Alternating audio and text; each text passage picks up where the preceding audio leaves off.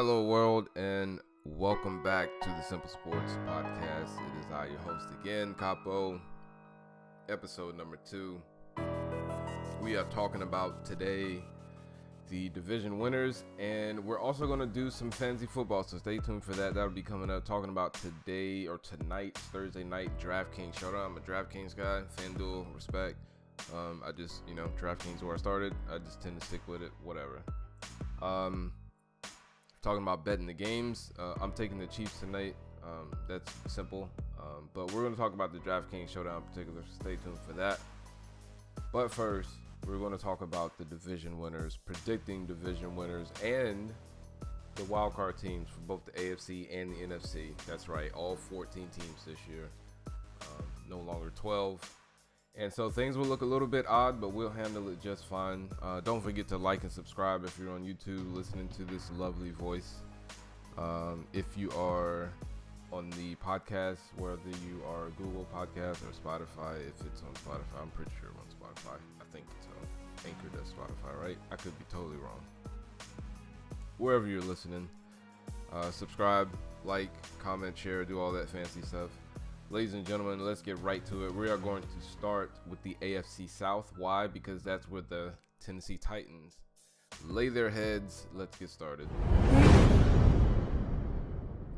So it's been 12 years since the Titans have won the AFC South. Yes, 12 years. 2008. They went 13 and I think they started season 13-0. They finished they started like 10-0, something like that. I don't remember exactly what it was off the top of my head. Something crazy, 10-0. They finished the season 13-3, number 1 seed, only to get bounced, I think, by the Ravens in the first game. Disappointment, and it's been a disappointment ever since. Peyton Manning was in the division. Hard to overcome that, I understand. But, you would think at least once or twice they would have picked up a title or two. But no, they didn't. Let's not forget the list of bad quarterbacks after bad quarterbacks. In fact, they've had 16 in the Brady-Pats era. Shockingly enough, not even close to the most in the league. I didn't take the time to write down who it was, but it was somewhere in the neighborhood of 30. I'm pretty sure that was Cleveland. Another few teams were up in the 20s, so they don't have the worst in the NFL, but it has still been nightmarish. Let me give you a few lists of names to Google in your spare time. Billy Volek. How about Matt Mock? Rusty Smith, I was just talking to a buddy about the other day. Rusty Smith, think about this. Rusty Smith was in the league for 2 or 3 years, I believe. Maybe even 4. I'm not 100% sure. And never threw a touchdown. Only 4 interceptions. So, hey, Rusty Smith, congrats on making the NFL. Something you did that I could never do.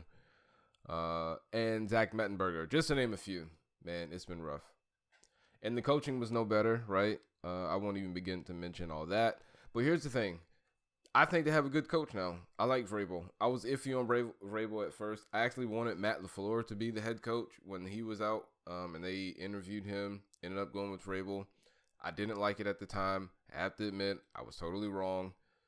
Vrabel, to me, is a good coach. He has some flaws. They all do. Every coach does. Everyone does. So I'm not going to harp on those. Vrabel, I think, is a very, very good coach. So I think they got the coach right. I think they got the quarterback right. I'm not 100% sold on Ryan Tannehill as like a franchise guy just yet. I think he can get there. I didn't necessarily love him in Miami. But you also have to take into consideration Miami and who they are. We're already hearing reports about Tua. I had my doubts on Tua going into the draft, but we'll save that for another day. Maybe Ryan Tannehill is more of what we saw last year and less of what we saw in Miami in a better organization. This is his year to prove it. He's got the reins full go, just got paid. Here's his opportunity. So we'll see. If they got that right, then you got the coach and quarterback right, and that's really all you need to be a contender. That's not all you need, but those are the 2 most important things that you need, coach and quarterback. So we'll see. The Colts. Their coach and quarterback. I like their coach. I'm not totally sure on the quarterback. Phillip Rivers, I think, is old. Well, he is old. I think he's done. Good God, watching him last year. Him and Matt Ryan are the walking dead. Matt Ryan is a little bit more respectably a little bit more agile than Phillip Rivers is. But boy, anyway, I'm glad he's on the Colts because that means they're not going to be very good. So they remind me of the Vikings in the NFC, where they got a lot of really good players, but I don't see any like true difference makers. Like you look at a team like Baltimore, they have difference makers. Lamar Jackson is a difference maker. The Chiefs have Tyreek Hill, Kelsey. I mean, they're difference makers. The Vikings, they got some really good players. Are they takeover game type players? I don't think so. And I see much like them, the Colts, they got some good players, offense and defense. Are they take over the game type players? And is Phillip Rivers that? No. So, and the Texans, look, they've disbanded their roster. DeAndre Hopkins gone. Basically, you got him in exchange for David Johnson. I don't know what that was about. They did have the Honey Badger at one point, which he just won the Super Bowl with the Chiefs, and it was a big part of the reason why they won the Super Bowl. So there's that. And they still have Bill O'Brien as the head coach. So there is that. Everything is in place for the Titans to finally win this division. A brand new Colts team with a questionable quarterback. The Jaguars with Gardner Minshew and Chark. And then the Texans, who don't seem to want any of their best players ever. Clowney, gone. Honey Badger, he wasn't theirs per se, but he ended up there and gone. Who else is gone? DeAndre Hopkins gone. So we'll see how far Deshaun Watson can take them. But considering all their best defensive players are gone, he's going to be throwing the ball a lot. And considering he got hit 50 times last year, that's not a good sign. And that was just last year. That's not including all the hits the prior years. So it's prime for the Titans to win it. If they don't win it, it's going to be a disappointment. And the reason is there are finally expectations. That's why I'm a little reserved on it, because they never had any expectations in the last 12 years. Last year, they didn't have any expectations. They just came out of nowhere at the end of the year. So heading into the year now, some people even think they could be a contender. I certainly think they could be a contender. I think that lies on the shoulder, both literally and figuratively, of Ryan Tannehill. So we'll see. Moving to the NFC South, I'm taking the Bucs. Look, this is simple to me. Tom Brady is better than Drew Brees. The Bucs turned the ball over last year at a record pace. I don't even need to mention the number because it's disgusting. It's vomit-inducing. But here's the thing. For the Bucs, having Tom Brady simply makes them better already. Simply having him in the building as your quarterback, as your leader, makes him a better team. Why? First of all, he's not going to turn the ball over 41 times. He's not going to do that. Okay. Second of all, even if he were to turn it over 20 times, think about that. If he cut his turnovers just in half, that's still 20 turnovers. And even that would be an improvement for what they had to go through last year. And he's not going to be, I don't think, anywhere close to 20 turnovers. So here's the thing. Tom Brady has the talent around him to win games. I said this on the last podcast. I will say it again. All Tom Brady needs to do is win the 4, 5, 6 games that they're going to need him to win, because they're going up against a high-scoring offense. They can't quite keep up defensively. Maybe they're going up against a really, really good defense, and they need you to come up with some clutch drive at the end. Whatever the case may be, it's going to be 4 to 6 of those situations throughout the year. Can he win those? Okay, that is the most important thing. For the Bucs as an organization, the most important thing is to keep him upright, keep him healthy. People, he is 43 years old. Okay, so they do need to keep him upright. They do need to keep him protected. That's one thing that he had consistently in New England was protection, and he's going to need it again if they're going to actually compete for this division. I think the most important key, honestly, is that their defense needs to be at least in the top 12. Some people think their defense was underrated last year. Underrated. Listen, their defense isn't great, okay? It's not like the Baltimore Ravens last year or the 49ers or anything like that. But can they be in the top 10 or top 12? That's all they need. Those are the 2 things they need, or 3 things they need. Tom Brady to win those 4 to 6 games. They need the offensive line to protect him and keep him upright in order to do that. and they need the defense to be no worse than middle of the pack. Now, let's go up north to the AFC. All word from camp is that Lamar Jackson is just blazing. Okay, he's gotten much better. Mark Ingram said from last year to this year. Okay, we've heard this before. We need to see it, and I love him. He is must watch. I do not miss I don't miss any games. I watch every game every year. But there are some games that take precedent in terms of attention. And anytime he is on the TV or Patrick Mahomes or a few other guys, you got to watch. But the last 2 years, ousted quickly in a very ugly way 2 years in a row. The first year, I think he gets a little bit of a pass, being a rookie, and also not even starting the season, just completely thrown into the fire. You get a little bit of a pass for that. But it still has to hold a little weight because it happened not quite the same way, but it still happened again the next year. So it does hold some weight. But how much? Not too much. We also have to remember this is year 3. Okay, let's not get carried away with where we put Lamar Jackson in terms of his overall level as a quarterback. Patrick Mahomes just admitted that, reading defenses for him is still a thing. So it's year 3 for these guys. Now, that's scary for everyone else, right? But again, it's year 3. So to expect them to just go into the playoffs and carry teams, I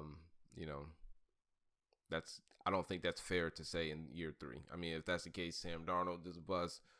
Baker Mayfield is a bust. Deshaun Watson is a bust. So we know those things aren't true. But the questions will come if they don't have a great year. Now, all that said, he's the best quarterback in the division without question, and they are winning the division because of it. Okay? I think Big Ben is done, and even if he looks like his old self, in all likelihood, he's going to miss some time with some nagging injury anyway. So, it'll depend on when that injury comes. Midway through the season, is it going to be in the home stretch when they need to win a few games? Who knows? And the thing with the Steelers is defenses bounce around from year to year, okay? Even if you go all the way back to the Ravens defense in 2000, okay, it's hard to repeat a great defensive year like that. The Seahawks, I think, were the last team between them and the Broncos to have a sustained run of great defense. And even those were only a few years. It's hard to do that again. And I'm not sure they have a great defense even of that level. So I don't expect their defense to repeat what they did last year. I don't think, can they get close? Maybe. But their defense being what it was last year was a large part of the reason they got a lot of the wins that they did. Now, they had Duck Hodges and Mason Rudolph at quarterback. I get that. And maybe Big Ben can make up for some of the loss that they're going to have on defense. But is he going to be healthy for the year? And is he healthy to begin with the surgery on the elbow? But even if he is 100%, let's just say he is he going to stay healthy for the year? And he is getting old, all right? He's not in his prime anymore. So the other teams, the Browns, the Bengals, I think the Browns are the only other team that can compete for this division. Well, I think the Steelers can if we're assuming that Big Ben is healthy, but I don't think he's what he used to be. Having said that, the Browns, I think, could compete for this division. I just don't think they're ready yet. They're going to take a game from the Ravens, I believe, at home, and it's going to be close when they go to Baltimore.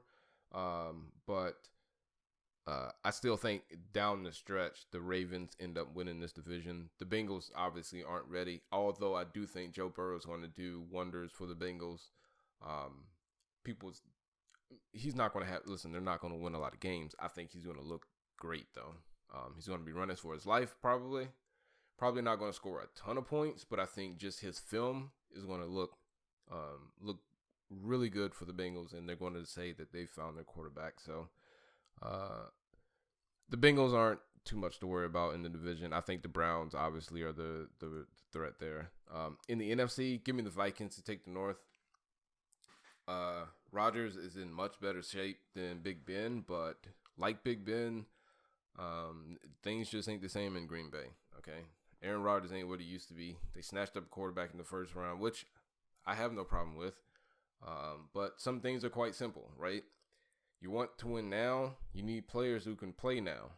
And if you draft the right rookie on the right team, he could be the difference, or he could be a final piece that helps shift other guys into place. He may not necessarily be the reason you win per se as far as on the field, but as far as putting other people where they need to be. I don't think Bosa last year was the reason the 49ers defense was as dominant as it was. I think he helped put everything into place for sure, but the guys that they have on defense were no scrubs. It wasn't like it was Bosa and everyone else, and I think that's kind of my point here.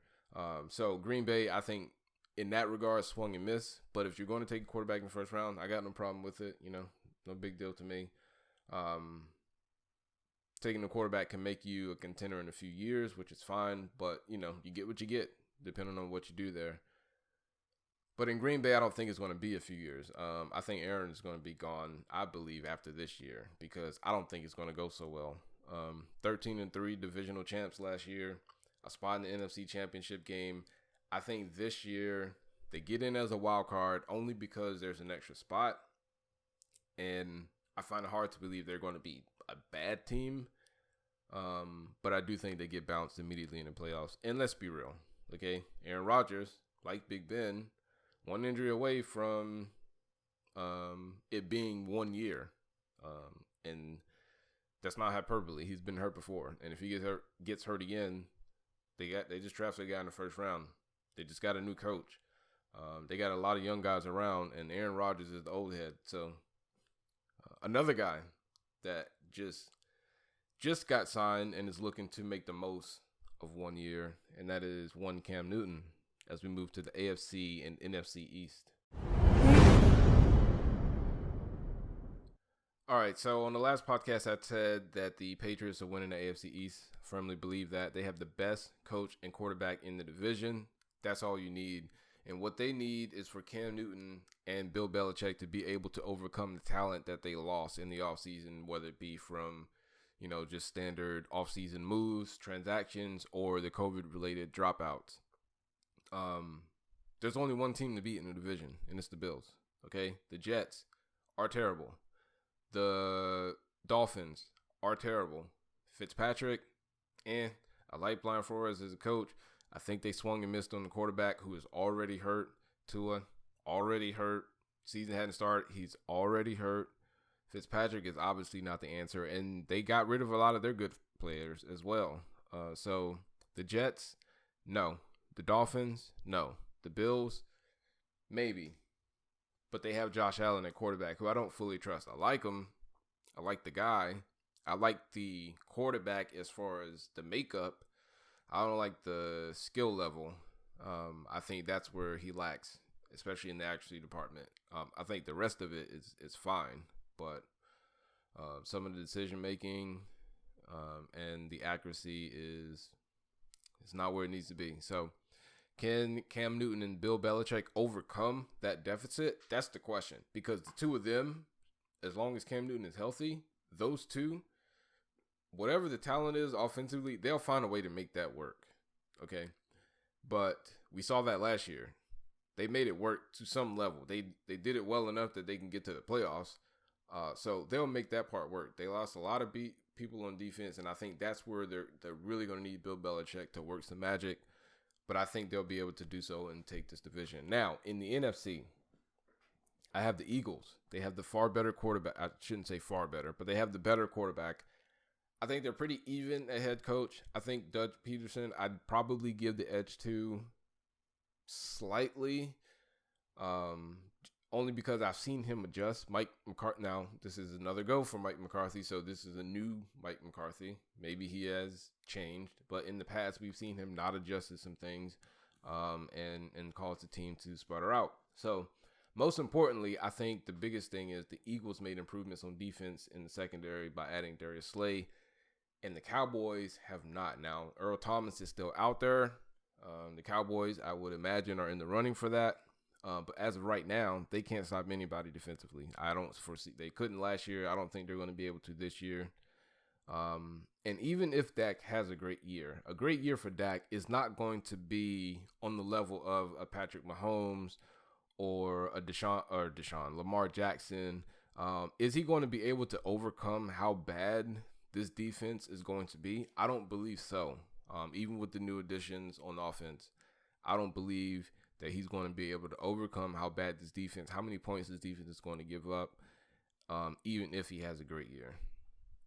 So, last one, the West side, AFC, NFC West. This one is going to be the most simple for me. The Chiefs and the Seahawks are winning the AFC and NFC West, and I'll keep it that way. Simple. Best coach and quarterback in the division with a respectable defense. The Chiefs have a passable running game, and we'll see with Clyde Edwards-Helaire how good their running game is going to be this year. And the Seahawks have an excellent running game, and we'll see if Chris Carson remains healthy. And also we'll see if Pete Carroll and that offense evolves this year and let Russell Wilson throw the ball a little bit more. I believe they will, because I think Pete Carroll's a good coach and he's willing to adjust. Now, he hasn't yet, and we'll see if he does, but I think he will. One team that I think that could cause problems for the Chiefs are the Broncos. I don't think it'll be enough to it's very possible that the Chiefs have somewhat of a Super Bowl hangover and don't win the division. It's possible. Okay, their schedule isn't exactly, it's not easy by any stretch. And I do think the Broncos are going to be a formidable opponent. Now, I was a lot stronger on that before Von Miller got hurt, and we'll see how much that hurts them, because last year they didn't have Bradley Chubb. This year they won't have Von Miller. The two of them together I thought were going to be a huge reason why they were going to be able to help or be able to compete against Kansas City. But now they are one without the other, as they were last year. So I think ultimately the Chiefs will win this. But I just wanted to make sure I mentioned the Broncos, because I thought that they might have been able to give them a run until the Von Miller news. So AFC West, the Chiefs, NFC West, the Seahawks. Let's talk about the wild card teams really quickly. I have in the AFC the Broncos, the Browns, and the Bills. I think the Broncos get a game off the Chiefs and end up making that last wild card spot. I think the Browns make one of those wild card spots, because I think they're going to get a game off the Ravens, and they're going to be a team to reckon with this year. And I think because of the division and also because of the Bills' defense, I think they will be able to take the last wild card spot. I don't believe in the Steelers. Don't believe in the Colts. Certainly not the Texans now that DeAndre Hopkins and others are gone. And now that the Titans have Clowney, I don't think the Texans are going to be able to compete in that division.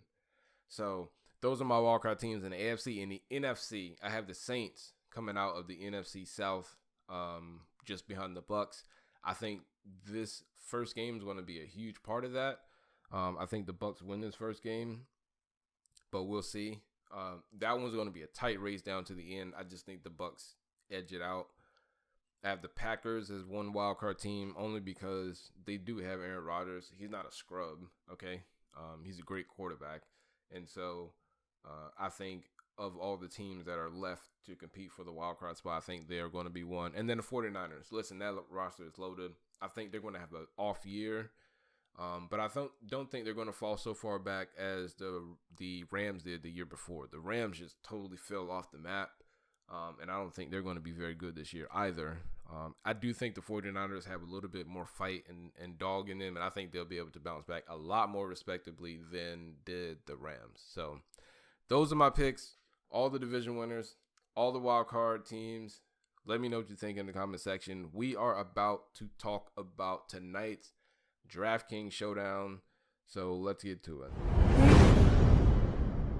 All right, so tonight we got the Chiefs and the Texans in the Thursday night showdown. There's a bunch of different ways to play this on Draftkings. If you are a high roller, you can play one or two hands, $10, $20. If you want to get real fancy, you can get real expensive and do some of those. I'm talking to the standard players here. Maybe play $100 here and there, something like that. So if that's what you're looking for, this is where you want to be.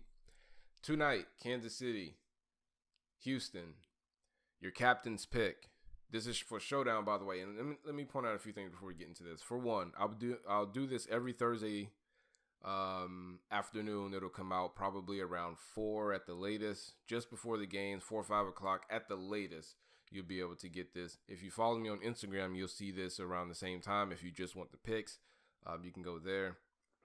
None of tonight's picks that I put on the episode are going to be used in Sunday's, I guess, general daily fantasy. What I mean is on Saturday, I'll be doing another podcast talking about the players to use on Sunday and Monday. So none of the players from tonight's game will be available in my picks on Sunday. Now, in my own personal picks, I'll have some guys from tonight. But in order to do this in a timely fashion, now maybe in the future, I'll start including both. But as of right now, I'm not going to take the time to do research on all these situations. So tonight, you'll just get the showdown. Saturday, you'll get all the guys available for Sundays and Mondays games. Cool? Let's get to it. So, captain's pick tonight. The obvious pick is running back, right? Clyde Edwards-Helaire. That's what a lot of people are going to be doing.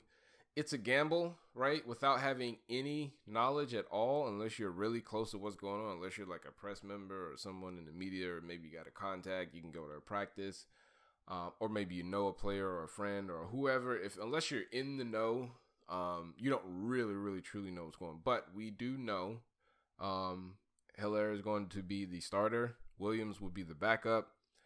And it's tough, right? When you're looking at this from a captain standpoint, Darrell Williams is a backup, but he's significantly cheaper as a captain, $2,700. You can take him as your captain and cross your fingers because he's so cheap. That's certainly an option. If you play multiple entries, that's something I would consider. Most people are going to go with Clyde Edwards-Helaire. I would suggest giving a look to Darrell Williams as your captain's pick. As your must-have, Patrick Mahomes, obviously. You would obviously want to stack him with either a Tyreek Hill or a Travis Kelce. You could even just go with, if you want to get real fancy, you can pick up Mahomes and Watson and do a like a Mahomes-Williams stack if you wanted to. That's certainly an option. But Mahomes is the must-have, and you must have a stack with either Hill, Kelce, or one of the running backs. You have to. That's how you win this. Must avoid David Johnson. He's 11.4 thousand versus Helaire at 13.2, just a little bit more, and it's most likely going to be the better option there, even though he's a little bit more expensive. And that's just for a captain's pick. If you're talking about just as a regular flex, 7.6 thousand for Johnson versus 8.8 thousand for Helaire. So a little bit more expensive, but I think for what you're ultimately probably going to get, he's the better play. And then the value, I kind of went over already. The value sleeper pick, Williams as the captain. I think that would be the play to make. I would go with Williams as the captain, and then that way you could stack up a little bit more of the talent. Maybe you could do a Mahomes, Kelce, and Tyreek Hill stack, and then throw in a few guys from the Texans, run it that way. That's how you make your money, guys. I'll see you on Sunday or Saturday. We'll have the next episode. This will be for all of the games, Sunday, Monday, and I guess I can include Thursday's players in that bracket as well. And then we'll do another episode on Thursday for the Thursday night showdown. So it's been your host, Capo. I will see you all in the next episode. Thank you and enjoy.